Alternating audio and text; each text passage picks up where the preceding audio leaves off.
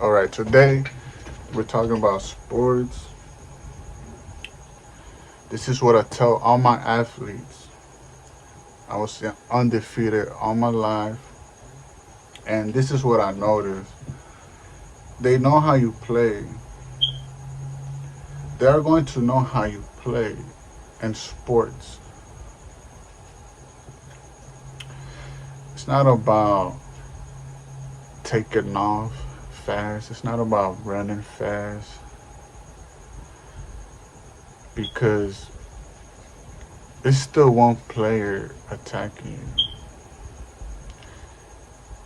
See what happens when they know how you play. The smartest thing someone of the opposite team can do is say attack him very fast. So when you get the ball, they're gonna run at you, right? He's just gonna rush and run at you very fast because you're a dribbler. You like to dribble the ball, but they know how you play. It's important. They know you're gonna go right. So what happens is they have studied you and coming at you. It's not very smart on their part because all I have to do now is go left.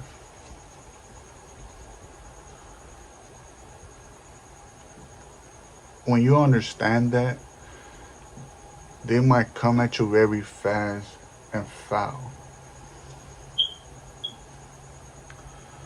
But it's very easy to maneuver.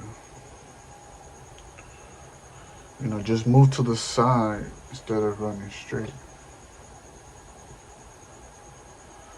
Which is why they will get even faster players. Players who run like the Olympians, they're literally Olympian runners in the soccer field, in the basketball field, in the football field.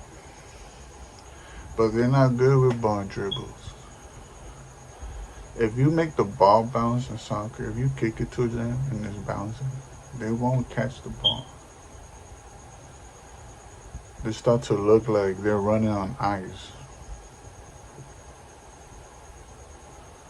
I understand they train their life, they run fast, but a simple step next to the ball will make them take off 4 steps ahead because they're so trying to cut you off, trying to get in your face. When you defend, it's always front. You don't run from the side. So if he's moving to the side, you gotta run sideways now and then attack front. So when you stand on the field, if he's over here, you gotta stand over here. If he's in the middle, you gotta stand in the middle and go like that. If he's on the side, you gotta stand on the side and run like that. But if he's running like this, you can't attack like this. You have to wait, straight, attack.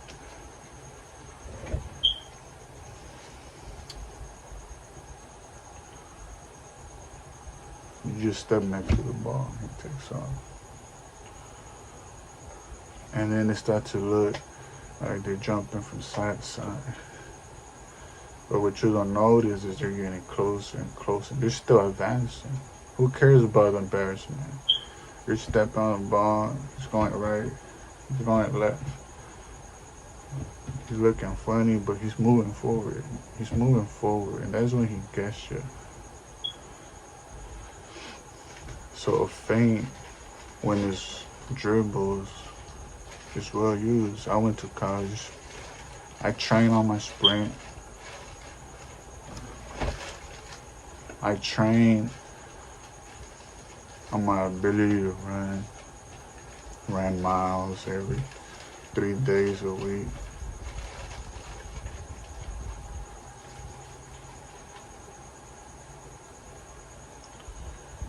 And it was much simpler than that. It was understanding how close you can get to the player. It became real fun to be real close to a player. It wasn't about being fast anymore. It was about running in circles, and he goes, forget about it. It was about keeping him in front of you as long as you can, having possession. If he attacking, he's mad, but most of the time when someone attacks, he lost because you're gonna move left, you're gonna move right, and what happens is you get no help from your team. You just run in circles. Why? Because these are kind of players who have videotaped you, who have studied you. You're going to have to use every move you know. And make sure it's random. You can't use it over and over. Every game. Every game's going to be different. You have to attack different. Sometimes you have to go to defense to see how they move with the ball. Like I said, when the ball's bouncing, they look like they're on ice.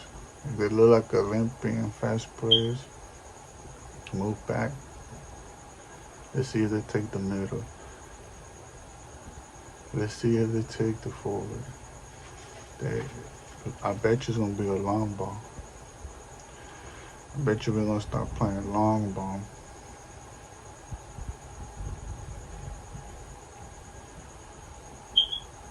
So what do? You ever seen a play and see everyone is guarded? There's no play, you can't do nothing. That means you're a random variable. I mean, everyone sees the defense. Everyone has to do something. Everyone is a random variable. Everyone has to do something crazy. Because they learn your routes. They learn your play. They learn who gets the ball. Now everyone has to do something crazy. And when the team understands that, or when you explain that to your team, you end up making new routes in the moment, in the love of sports. You end up understanding each other. You memorize different routes because you made it on the spot and it was fun.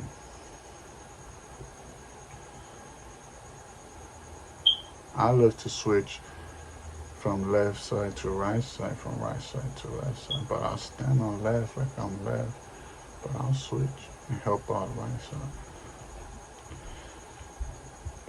And secret like a ninja, I'll tiptoe. But the other team already knows how you play. That's what I'm trying to tell you. When you are the best, everyone else is going to know it. And they're going to come at you. And you don't suck. It's just they're attacking you every time and you don't know it because you don't know they're out to get you. They think you're playing a random game. You understand when someone doesn't know how you play, but they know. They know how far you kick. So what does that mean? You receive, run, receive, run, receive, run. You ever seen the Navy versus the Army games? Someone has all the plays. And someone is the criminal. That means you have to do all the moves and do all the moves they don't expect you to do. And then what you have to do, your cockiness. You're going to miss a catch. You're going to miss a kick. Why? Because I'm a nine. No, now you have to tell yourself, catch the ball, catch the ball. Now you have to tell yourself, don't miss, don't miss. Because you do the don't look pass. You look this way and pass it that way. Right? We like to not look. Because you're good. But now you have to look. Now you have to tell your brain you're cocky and good. And it's sad because this attitude, this sportsmanship, the cinematic way you play with the ball, it's well overdue. It's been held back. For example, they should have been playing like this, right? And it's sad because you're going to realize you have to play yourself. You're the best, and there may not be that many moves. But when you love the wave of evolving the game, it's very hard to overcome that, to keep evolving the game. When I was on the field, I wanted to destroy them. I wanted to destroy the game. Their personality, their spirit. I want them to see us and say, oh, not them again. And they was complaining. And they was saying that. And when they take me out the field, I'm still talking because I have a mouth. 100% focus, it's beautiful. Then you have little trips, little mistakes. But 100% focus, it's beautiful. The only person that can stop you now is your coach. A lot of you players go to college and don't have nothing planned. It's a 5-year plan to make it. And it's a 5-year plan on how you're going to look.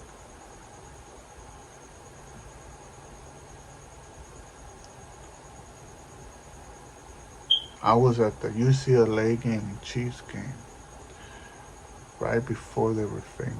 One game literally.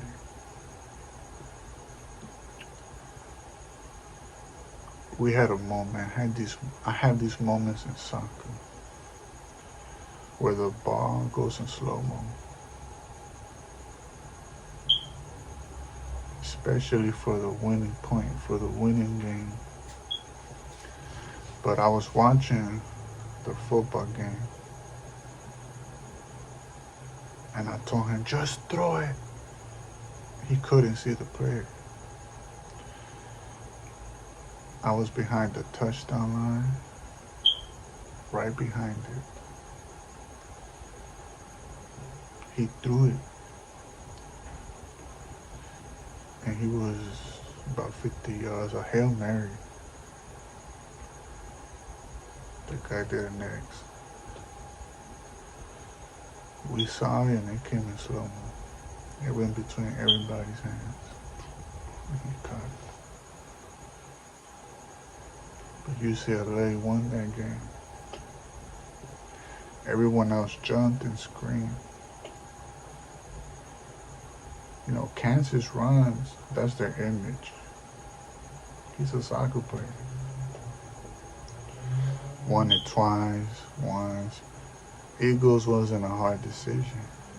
Wasn't hard business after so many wins. Wasn't it LA Rams? Eagles look good in green. They were muscular and big. They look good in green. I saw it all, 8-year plan. Who's next? LA Rams. And I know how it feels to run at the beach and think you're on the field and say you're at the beach. I reached that speed where it feels like you can run 6 football fields. Just run at that beach as fast as you can. Just go to the beach and run as fast as you can by the water. But it's not about that speed. It's not about that. It's about your personality. Everything you know. The easier way and play while knowing everything you know and doing everything you know with your team. In the end, take the helmet off, boys. It's soccer. It's everything. It's life. It's us. And when you go to the lockers, you talk about the whole game. Even when it's a victory. In the end, you are free from color. And you are free from religion. And you're not a capitalist or in capitalism because that's only for business. And you don't have a business. Your house is a business, so get the best from it. If you were born in LA, where are you from? If you were born in Santa Monica, where are you from? If you were born in Chico, where are you from? You know what baseball is going to look like in 2060? Everyone's going to punt every pitch until they get to first plate. That means you're from Santa Monica, that means you're from Chico. And if you're going to play in college tryouts, anyone can join a team. You get 1 day to try out every year. They're usually on August. So don't forget to do your research, ask, and try out for your college team. You know, you are free of color and you're free of religion. It feels like they took those emotions out of your brain like the Matrix. They should have never been there, those emotions. The TV feels like a spaceship, a Star Wars spaceship. The kid doesn't care who he is. He just want to love his parents. Capital. You know, there were federal assessments in the 1930s on how people felt with money and next to different kind of racial worth. Federal test, federal assessment, where it's like racial being introduced by the government and then the banks. And property prices, investing, they introduced the word racial. Altogether influencing the law, started debate, causing the people to protest or talk about a topic not needed to talk about. After all, that's, some people say, you know, the N-word was created by African Americans, reverse ecology, economics. When you open up a mall, you own all the stores in the mall. It's an illusion. If the millionaires built malls all the time, it would look weird. So it's hidden in the big buildings, the new houses, the new apartments, especially the big buildings that look like downtowns, but in the other homes. When they build those apartments, they make you leave your old apartment, allowing old renters not to be able to pay, or they make you leave your old house to get into these new New York big buildings. The housing market is about to sell when you see those buildings. Buildings like those starting to show up around here, really big buildings. Meaning people are going to move in effectively and efficiently, leaving homes and apartments empty. They're just malls. Not only are they going to go back to sales since they can't pay rent or get a tenant, but a lot of homes are going to be empty for schools, malls. Also, they don't make those big buildings into prisons. When they can't pay off the buildings, you know what happens. They're making money by keeping inventory check, filling up the stores with diapers. There were too many houses, not enough people. He saw it, the facade, and yet they still talked about immigration, meaning the house didn't make money because too many people lived in one house. They made more money. Find more reasons, real reasons. Too many people work, meaning 100 people per house, meaning too much people making money per house. Technically, market crash. We're paying more to work than charging rent. Hypothetically, you invest in a business and will use your money for other stuff. Where the diamond guy at? We need more gold and silver. I got a group of gold mining individuals, California. Who brought in the diamonds? You ever heard of GoFundMe with a chance to do 1,000,000 things? Economics. It's a model of suburban. It's a model of how women should look. It's a model of how men are supposed to look. It's a model of how business is supposed to look. It's a model of how you're supposed to look. It's a model of how America looks with money. It's a business model. Politics.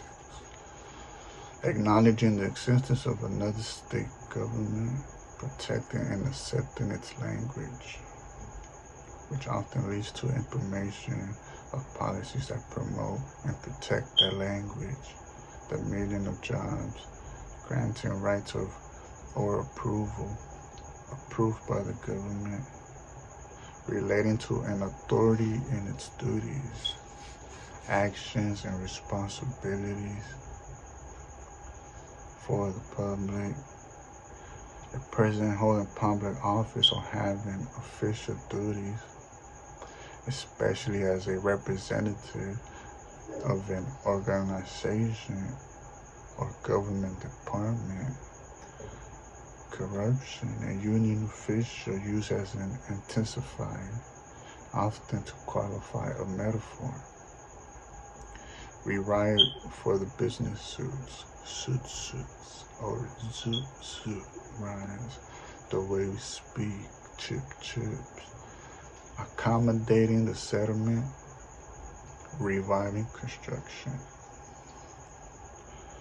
Money can change the way a woman speaks or their identity, from nature to princess.